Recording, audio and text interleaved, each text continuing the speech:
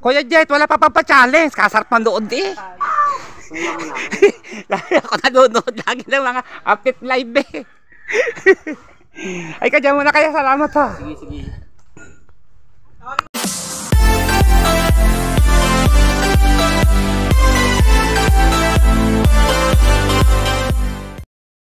Alright, panabagong umaga, panabagong vlog tayo uli mga kaunesa. So, nandito tayo ngayon sa bayan ng Nasugbu. Tayo ngayon ay nandito sa picture ng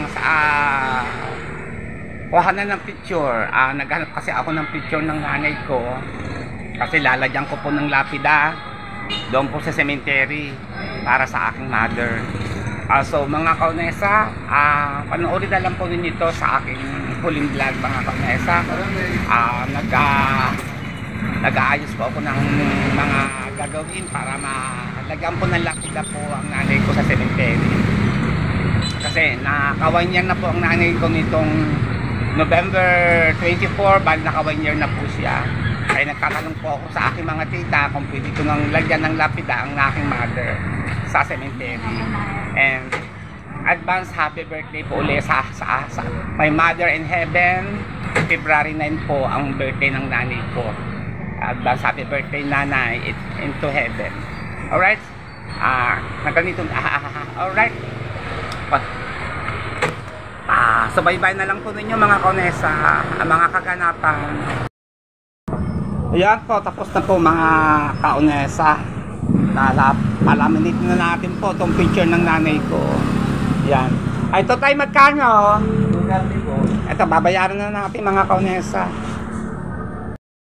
Tapos na tayo magpa-picture mga kaunesa. Pupunta tayo ngayon sa Dangkawad, doon sa lapidahan, sa gawaan. Ay, pasakay! Doon sa lapidahan, sa Dangkawad. Alright, samahan niyo po ako mga kaunesa.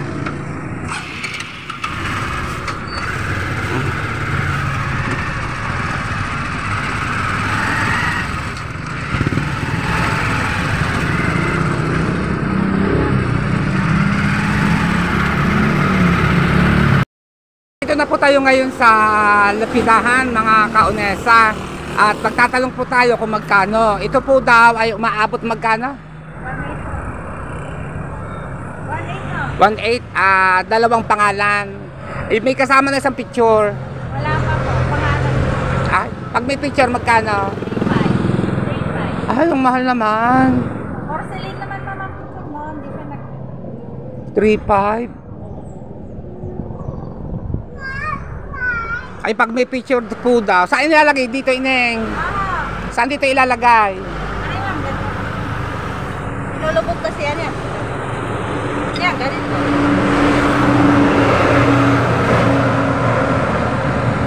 Kami po pahala dyan ma'am, maglalagay na. Oo, sige. Ayan, lalagyan po ng retrato. Bari pumapatakpusan ng 3.5. Kasi pag bubukas yata doon, may panabagong bayad pa rin yata yun, di ba? Kakabit po. Yung pagkakabit. Yan mga kaunesa. Alright, salamat ate. Bali 1.8 po kung walang picture. Kung lalagyan po ng picture, bali pumapatakpusan ng 3.5. Yan.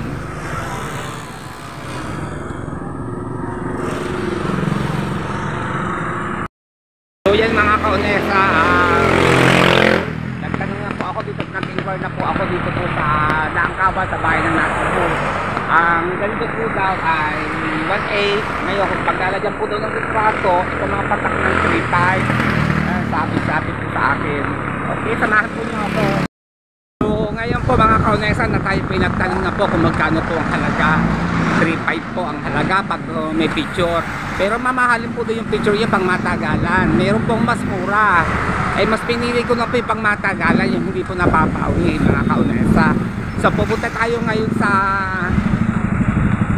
amin sa Bukana at aalamin ko yung kamatayan, edad at birthday ng aking mother.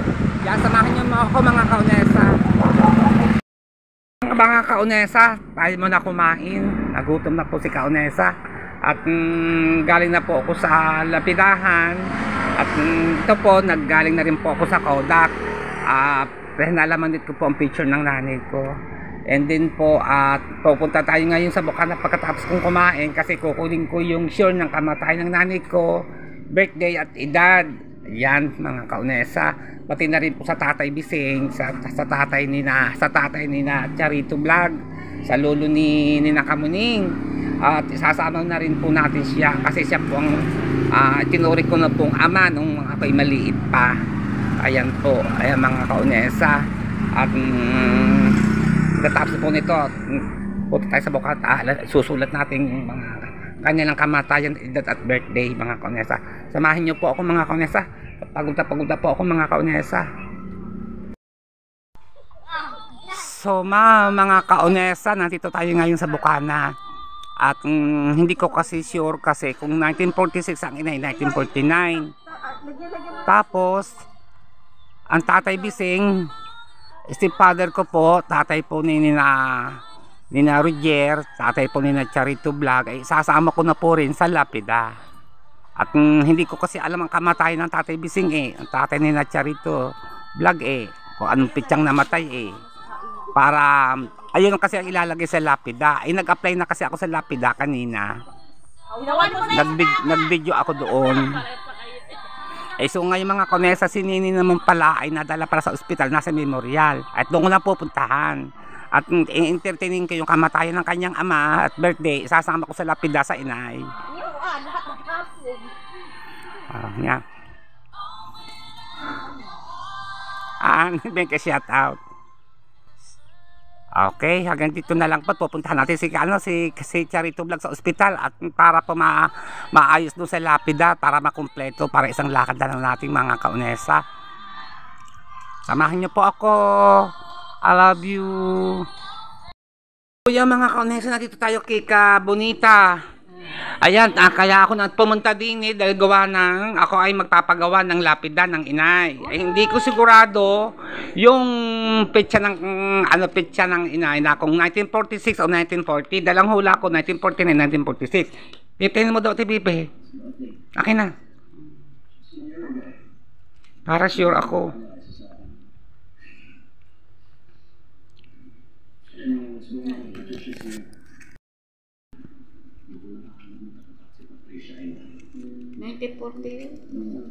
February 9. Apollonia M.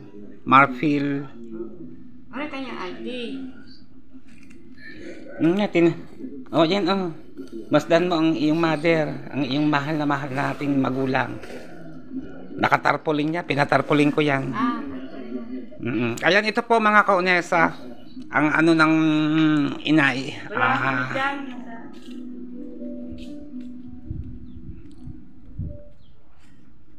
Labo. Pwede niya magpinang na.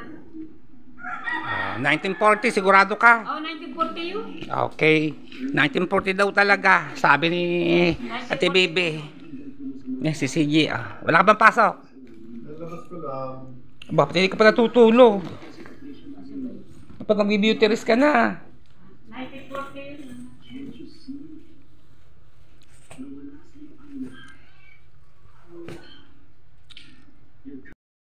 Isulat mo yung sa nanay ni Ricky kay nasirang Ate Marce, yung kamatayan niya nung petsa, saka birthday niya. Para maisama doon sa lapida.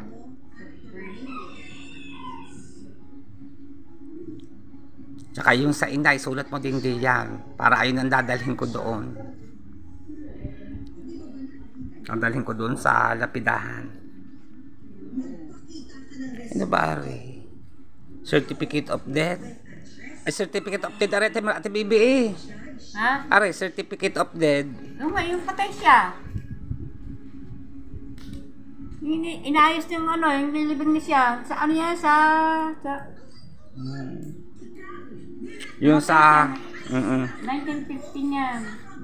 Kasi Ate Malo 1918 Tapos nilibing siya ay September 14. Nilibing siya ay September 14. Bed, September 15. Yung namatay siya ay... Ang birthday niya... Anong namatay siya ay September 15. Ang birthday naman niya ay September 15 din September 6 siya ang namalay. Namatay sa September 6 siya namatay. Oo, Ang tapos- birthday niya September 15. 15, Oo. 15. Yan po yung aking kapatid pong isa si nasirang pong Ate Marce. Namatay po siya September 6. Nang nilibing po siya ay September 15. Kaarawan din ng kanyang birthday. Birthday din niya Ate Marce yun nung September 15. Yung Kuya Jet, wala pa pa-challenge. Kasarap manood eh. Lagi ako nanonood lagi ng mga update live eh. Ay, kadyan muna kaya. Salamat ha. Sige. Mga kaunesa, galing na ako sa Bukana. At nakuha ko na yung mga kamatayan ng nanay ko, edad at birthday sa aking ina. At saka so yung mga kaunesa, nandito tayo ngayon sa ospital. Puntahan natin ng kapatid ko si Charito. Dahil aalamin ko kasi doon yung kamatayan ng kanyang tatay para maisama doon sa lapida. Yan, Tatay Bising, bali stepfather ko po. Natinuri ko na pong tunay na ama, mga kaunesa. Magtatanong tayo dito kung saan ngayon nakachiking si Charito, yung aking kapatid. Ayan, para si Charito. Ado si Michelle sa loob. Nasa labas ka daw. Ay, may sadya sa iyo. Halika. Kadini. Kasi papagawa ko ng lapida ng inay. Sasama ko na sa Tatay Bising.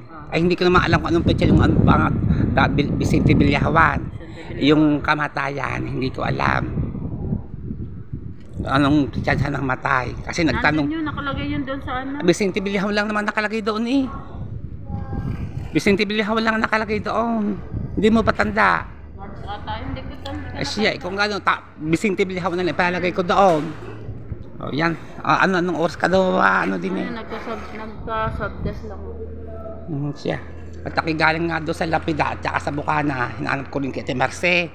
Pinasahan ko yung kamatayan kasi sasama ko doon sa lapida. Nagtanong ako, 1.8. Pag may picture daw, ay 3.8. Hindi ko naman naitanong kung ilang picture ang pwedeng ilagay. Siya lang, picture lang ang ilalagay ko doon. O, siya nga, naayos ko. Di sa Tatay Bising, hindi ko nga rin mga tanda ang kamatayan. Vicente Villajuan na lang ipalalagay ko doon. Ilalagay na lang din doon yung dead ng kamatayan, March 17. Tapos, yan lang, tapos Vicente Villajuan, March 17, dead. Tapos, Bali 3.8 daw lahat daw. Kasama yung picture ng inay. At pagkatapos, birthday. Hindi na yung birthday, wala na yan, kamatayan na nga. oo nga yata, yun yata lahat ang kinukuha. Wala na yung birthday, kamatayan na nga. Transfer mo na lang sa akin. Bait mo ng gamot. Yan, niyaya ko muna po si Michelle at saka si Charito po para maghapunan din at para kumain. Kasi din sila sa kabila. Anong inulam nyo?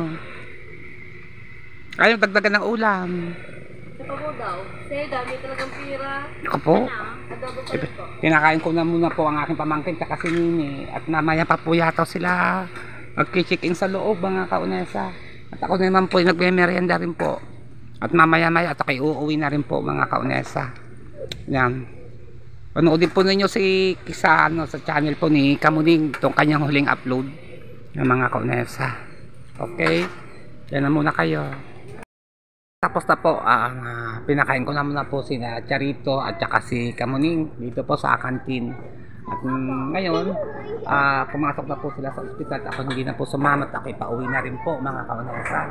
So hanggang dito na lang po. At abangan po ninyo sa pangalawa ko pong vlog. I-update ko po kayo kapag naayos na po yung lapida sa nanay ko at saka sa Tatay Bising at saka sa kapatid ko sa nasirang Ate Marcy na ilalagay ko po doon sa lapida para maayos po, para maganda pong tingnan pag dumating po halimbawa ang mga uli ng undras at